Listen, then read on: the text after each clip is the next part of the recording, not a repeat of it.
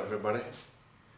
What I want to do today is to finish what we set out to achieve with the hydrogen to human, but to present it in a much more understandable way.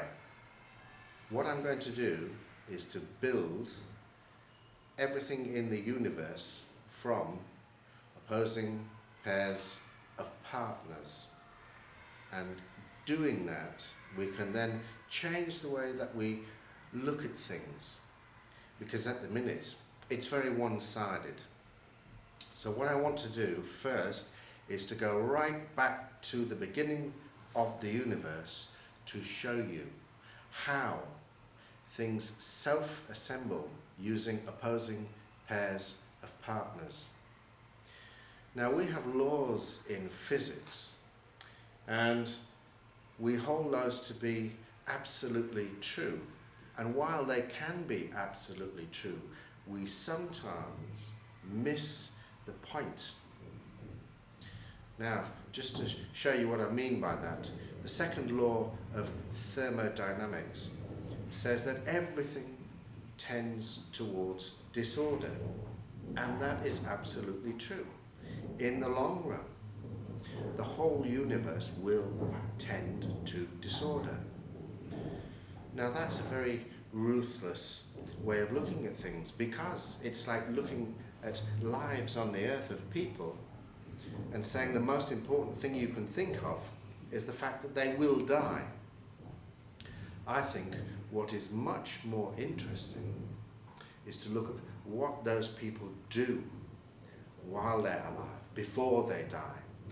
So I'm just going to read the second law of thermodynamics to you, and then we're going to try and have something which is much more palatable for a modern view of the world. Every process increases the entropy of the universe. Every process. That isn't quite true. Whenever a process occurs in an isolated system, well, that's physics in books really, because the universe isn't really just separated, isolated systems. Its entropy increases. If the system is not isolated, then its energy can be made to decrease by impressing order upon it from outside via external agencies. In that case, according to the law of entropy, the entropy of the surroundings will have to increase. So the entropy of the ultimate isolated system, well, that's the entire universe, that will also always just increase. So I want to get away from just looking at things like that, as if it's something that doesn't happen very often, because when entropy goes the other way, negative entropy, wonderful things happen. And one of the definitions of life is negative entropy. But what about the solar system? Now, there was an argument a long time ago that evolution couldn't be true because something like a pocket watch could never assemble itself. But that pocket watch would count the accuracy and stability of the clock we call the solar system. So it can assemble itself, and it did. Well, let's go right back to the beginning of the universe. We've got the forces, which is what is going to make things self-assemble. Now, right at the beginning, we suppose there was just one superforce, if you like, that separated out into different partners. Now, we don't see gravity as the opposing partner of electromagnetism, but maybe I can change your mind. Now, let's have a look at the forces and the matter, because we all know in the beginning we had equal or nearly equal amounts of matter and antimatter. Well, here's my first pair of partners, and if it wasn't like that, we couldn't have elements. We need antimatter to make neutrons.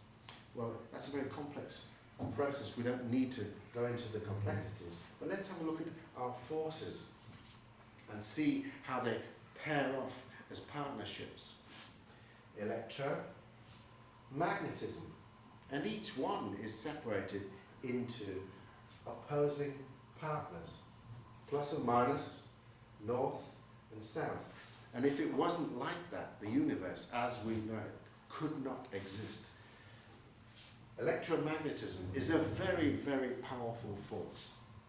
But because it's made of opposing partners, it cancels itself out. Now gravity must be something completely different if the universe is going to self-assemble. Gravity is very, very, very small.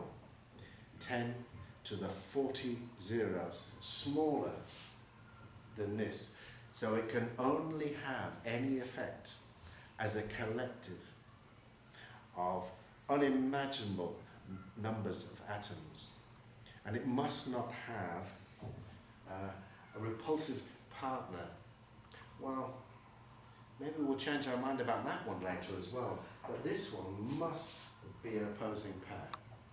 If it didn't cancel out, if I was attracted to the Earth and the Earth was all positive and I was all minus, I would weigh billions of tons.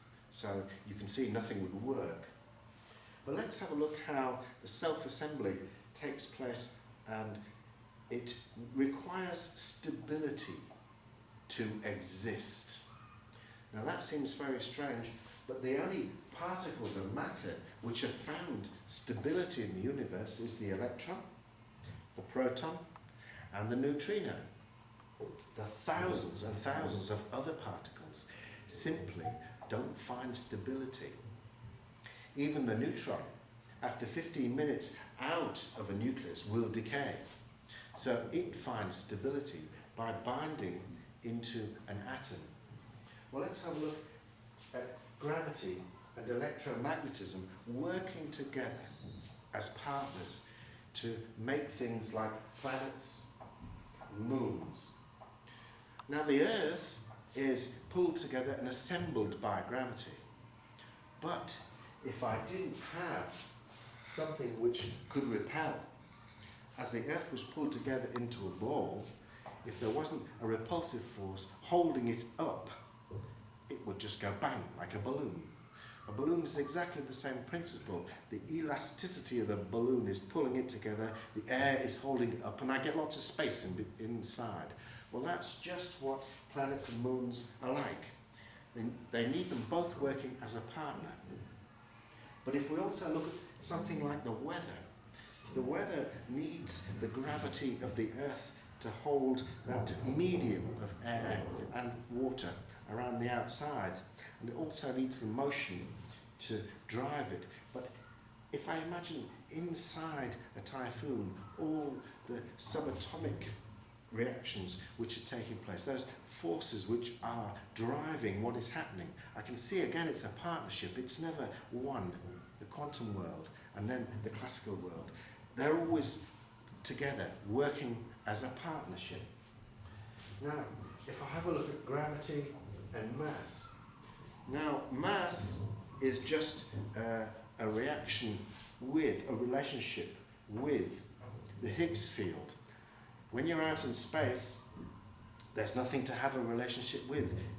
When I have to push through the air, I can only go so fast, but if I'm out in space, if something wants to go into orbit, there must be an equilibrium, something resisting that ever tighter turn, the acceleration which occurs when something moves in a circle. I've got to accelerate round, tighter and tighter, and things resist that because of the Higgs field. They resist accelerating through it. So I get an equilibrium between gravity and mass, which are working as partners, and that equilibrium is going to create things that spin round and then find stability. Galaxies and solar systems. And even typhoons, which are working on the same principle. You need something in the middle, a very low pressure, drawing that in, or a large gravitational mass, and I get exactly the same pattern. But even at galactic scales, I can't pretend that at the quantum level there's nothing going on. It's just it's not having any effect here. Because gravity is so small, there will be things which are so big, they are just ruled by gravity, and there will be things which are so small, they're just electromagnetic. But there will also be everything in between on varying scales.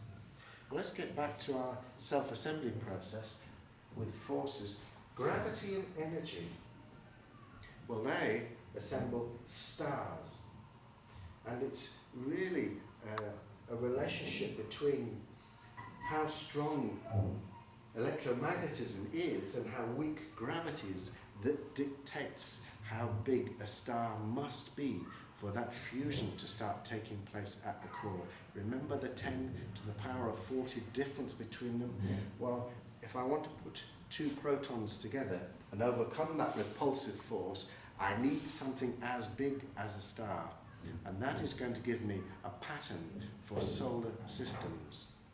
There must be something massive in the middle before that fusion process will take place. Well, that's exactly what we see in the solar system. I have something which is completely dominating the gravity of the 4 small planets which are tucked in close to it. But if any of the big planets were close to the sun, that would be completely different. Now we're going to look at another of the relationships. It's long been known that 2 bodies out in space form a partnership, which is completely predictable. They will orbit around each other. But if you just introduce one more body, a 3rd body, we call that behavior chaotic. That means we're very used to uncertainty in the classical world. And later I'm going to show you we are very used to certainty in the quantum world. Now, if I can just read a quote from my physics book here, Quantum Mechanics and the Loss of Certainty, perhaps the most profound philosophical distinction between classical and modern physics is the loss of certainty. Classical theory maintains that the universe grinds along in a predictable way, like a great machine whose every turn is completely knowable. Well, is that really true? Whose every turn is completely knowable? We know the weather is based on chaotic behavior. And I get order from disorder. If somebody's playing snooker, when they first strike the ball and it hits the triangle and scatters the ball, that is chaotic behavior. So it's very worrying, really, just to think of the classical world as shells and planets all behaving predictably. If you try and drop a heavy ball in a swimming pool onto a target, it's all but impossible to do that. Even dropping a bomb out of an aeroplane, unless it's guided, is very difficult. It's chaotic behavior. And we mustn't just separate everything into physics concepts which are misleading. Now, down at the atomic level, in the nucleus, I've also got the weak and the strong force, again, opposing partners which are going to make elements. So I've got my forces here, which are all very nicely partnered off. And I can make planets, moons, weather. Light itself is made by an electromagnetic wave. So all the electromagnetic spectrum, the light part makes the electrical part, makes the magnetic part makes the electrical part, makes the magnetic part, makes the electrical part. So we're quite used to this concept of opposing partners. But what about matter? Well, we've already got matter and antimatter, particles, virtual particles, which make up magnetic and electrical fields.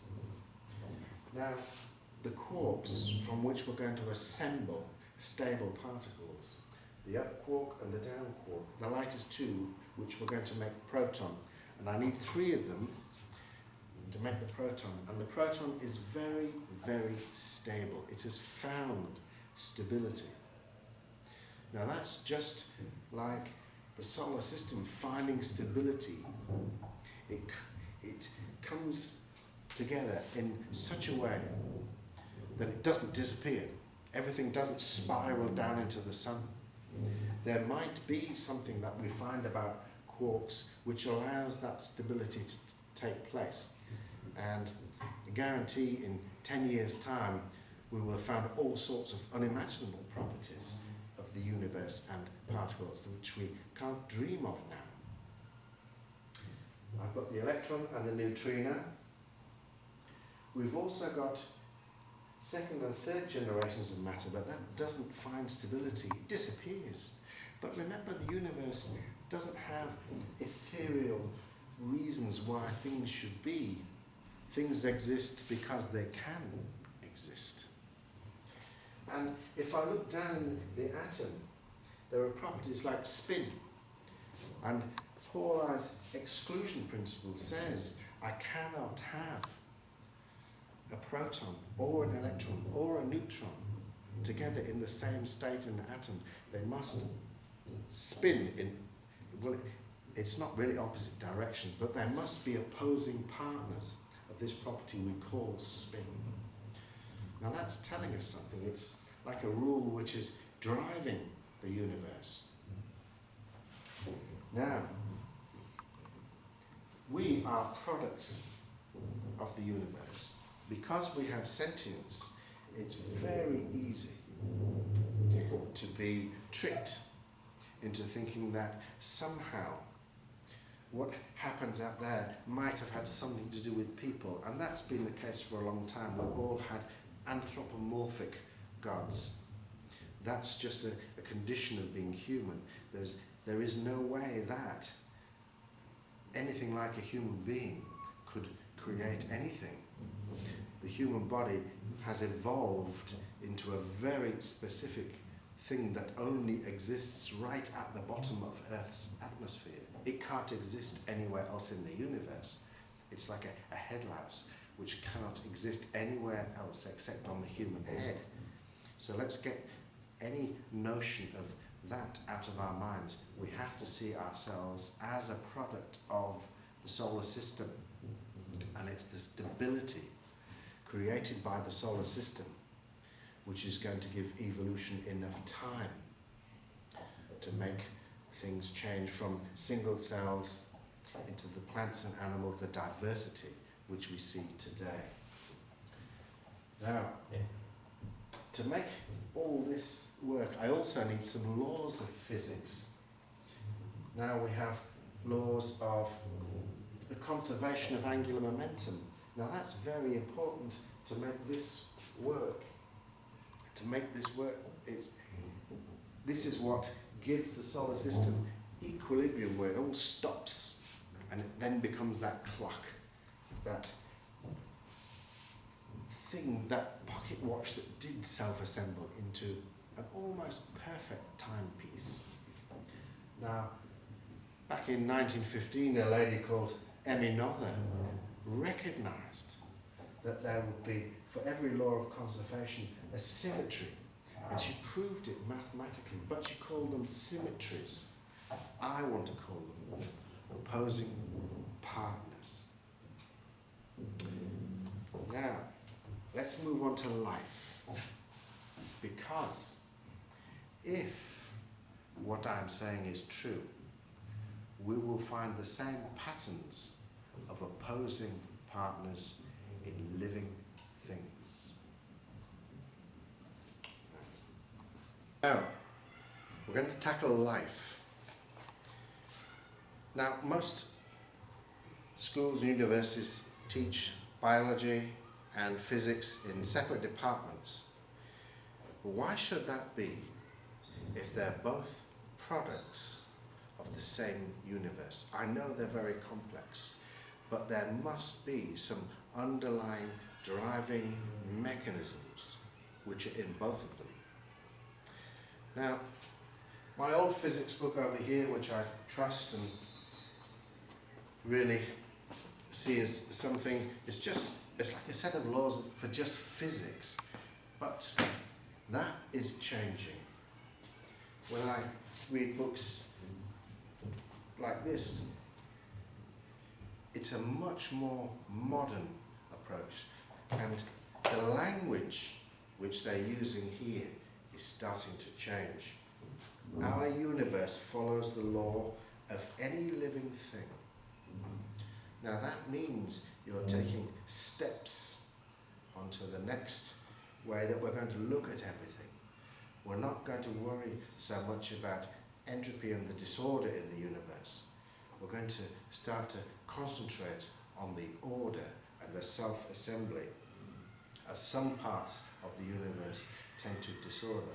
Other parts are tending towards order and ever greater complexity and diversity. That's what we want to concentrate on. That's as much part of the universe as entropy. I want you to see them as two things side by side, the order and the disorder. This one and then this one. They're in a cycle, if you like. But just to see it as always tending towards disorder just isn't true. The self-assembly of the stars, the elements, the solar systems, the planets, and then living things is much more important than when everything tends to disorder, the eventual heat death of the universe. And we have to be very careful about talking about things like that, because until we find out what dark energy and dark matter really are, can we really say with certainty that we know how it's all going to play out? Maybe not. So let's have a look at life. Is that based on opposing pairs of partners? Well, let's go right to the beginning, just as we did looking at the forces, the matter, and the laws. We'll start with DNA. Sure enough, it is based on opposing pairs of partners. And chromosomes, as they develop, will again develop into opposing pairs of partners, the diploid number as we call it. And RNA the same, opposing pairs of partners. Now I want to define life as a relationship of opposing pairs of partners between energy and matter. Viruses don't have that relationship with energy. It's just chemistry, it's just electromagnetic chemistry. They don't have the mechanisms, the little quantum machines which cells have. So they have to use your quantum machines. So I think I want to separate them, even though they're in the same domain. They're all things that self-assemble, and wherever you will find life, you will find viruses, because they just self-assemble. But let's have a look at what happens with evolution as it really takes off. We start with the first 3 billion years, which is mostly missing from books because we don't know enough about it, because that never left any fossils, and that is the single-celled organisms, the protists as we call them, and very, very simple things grinding along, evolving, ever more complex. Quantum machines like photosynthesis. I lift one electron using one photon to the top of an electron transport chain, and it falls down by itself. The matter is just in the right order. I just need the energy to lift it up, and it will fall down by itself. A process which will just keep going until that energy source is cut off. Now that 3 billion years means that the ever-increasing complexity and diversity will show up on the Earth, and it does in the bacterial world. They can feed on virtually anything, from cyanide, which is lethal to anything else, to any number of things which we have not found out about yet. That's still all there, but it's a pattern of complexity which I want you to see in the universe. There will be so many unimaginable objects out there, self-assembled. So 30 years ago, before we knew very much about all the moons in the solar system, we had no idea about that complexity and diversity, and that's just at a gravitational level. At an electromagnetic level, it has to be ever more complex and diverse. Well, after that 3 billion years of slow evolution, something happened called the Cambrian explosion, and that's where the life that we recognize, the visible life, really took off. Is that based on pairs of opposing partners? Well, when we look at the bodies of animals, and some of them are still here, the very simple bodies, I do see opposing pairs of partners, left and right, head and tail. Now that doesn't seem a very powerful mechanism, but you look at a dragonfly flying. It can only balance because movement in one side creates an equal and opposite reaction in the other. And all the different kinds of animals, insects, arthropods, crustacean, mollusks, and the fish, they all use bilateral symmetry. So it must be very, very important. If I've got something like this, now this little worm has got 2 eye spots. They haven't got lenses, so they can't see pictures, but they can determine this eye is getting more light than this one. But I need a processor in the middle, which will determine that difference in light. This one gets more than this one. I've got to have a little brain.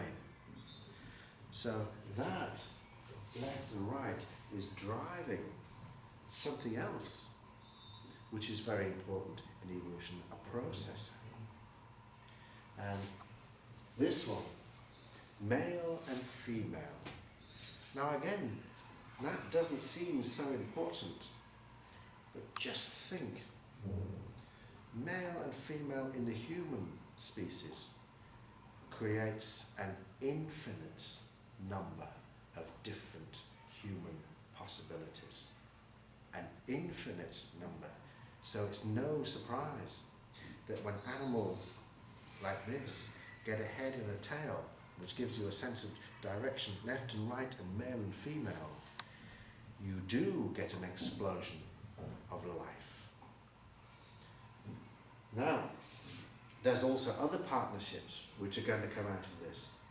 I'm going to get the heterotroph and autotroph partnership, and we all know that in evolution, one drives the other to get better, the other to get better.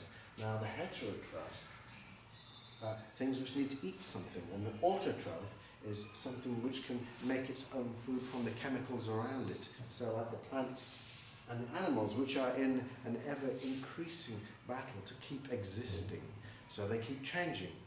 Now, we must have here in life a change that keeps occurring, and the amount of change is very important. You can't have too much change in the system, because that means the body will change so much it doesn't work anymore.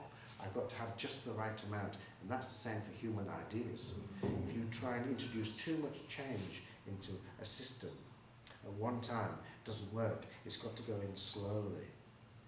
And that amount is a very specific amount that we will accept. Predator and prey drive the evolution of each other. But this one is really important for us, because you've got to have a brain, the mind and the body. Now, the mind is not the brain cells that make your brain. It's something completely different. We can't say it's a thing, but it's very real, and it is a consequence of the electromagnetic reactions which are taking place inside the brain. It's completely different from the bits that make it, just like a typhoon, or just like matter. The quantum bits that make everything are completely different from the collective result of what we see in the classical world. So these two here are really teaching us something. And when that mind needs language, I'm going to get a feedback loop, which is going to drive the size of the brain. And also tool making is going to drive the size of the brain. So wherever you have animals which have some tool making equipment, which is very often our opposing pairs, and with a bird it's a pair of tweezers between the eyes, a beak, and the bird also uses language, you're going to get intelligence. And sure enough, the octopus, the birds and other animals that use tools are the intelligent ones, and the ones that use language, like dolphins, are the intelligent ones. Now they sing because they need simple, quantized sounds. That just means harmonies, the bits fit together. You don't need a powerful brain to sort out music. That's why our brain delights in it so much. But language is a very complex thing. And human beings need to communicate, and because they don't have natural weapons, they must work together as a team if they're going to kill a mammoth. So their rule, and they are genetically driven to work as a team, their rule is conform. It's not sit down and think. Now we need to make tools as well, so we also need an imagination to make something which doesn't already exist. That causes us a lot of problems. It means we imagine all sorts of things in our own favour which simply aren't true. So we've managed to put life into opposing pairs. But let's have a look at mathematics and mechanics of the universe. Now here's the big contradiction in physics at the minute, the contradiction which says you can't have one universe with two completely different sets of mathematics, and you can't get one from the other. I'm saying, looking at all of this, that's exactly how it must be. What we see at the classical level is completely different from what is happening at the quantum level. But it's always, like electromagnetism and gravity, complete opposites working together to make something which is a relationship of the two, and they must be completely different. Now, I think that is based on an assumption that we made that you must only have one set of mathematics. But if you change your mind about that assumption and look at the evidence of what actually happens, it becomes an orderly universe, one that is obeying the rules.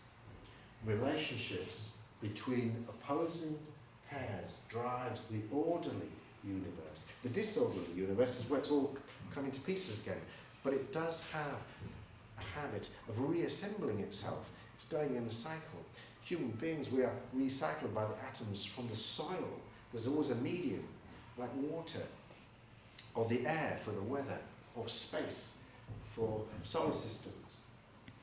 So we've got to stop seeing these two as things which are not fitting together. They are present in everything around us. One has one job, one has another job. There will be things which are just in this world, and there will be things like a galaxy up here, but that doesn't mean that inside the galaxy all that quantum behaviour has stopped. It's just not visible at that scale. And mathematics itself separates itself into partners, positive and negative numbers, numbers and imaginary numbers. Now you can see how I'm trying to change the view of the universe, so it's not just something which is tending to disorder.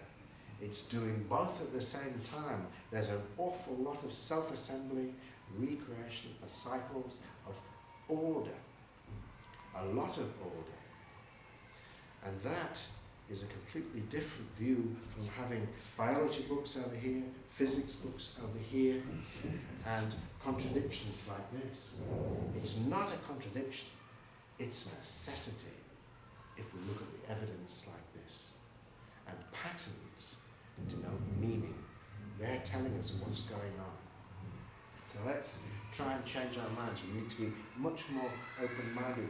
And a lot of the time in this book, you can get the feeling that they're almost willing to say that it's like this. So maybe we have changed our minds. It's just a little too difficult to accept. Now what I'm going to do is to ask you out there for your opinions, because it's a consensus as to whether this really does make logic sense, as to whether this will survive or drives everything on a little bit. If it just changes your mind a little bit onto the next reality that we'll all come up with, then it's been very useful. So, see what you think. See if you can pull this to pieces. See if it works. And then maybe some more people will change their minds. I'll see you next time. Bye-bye.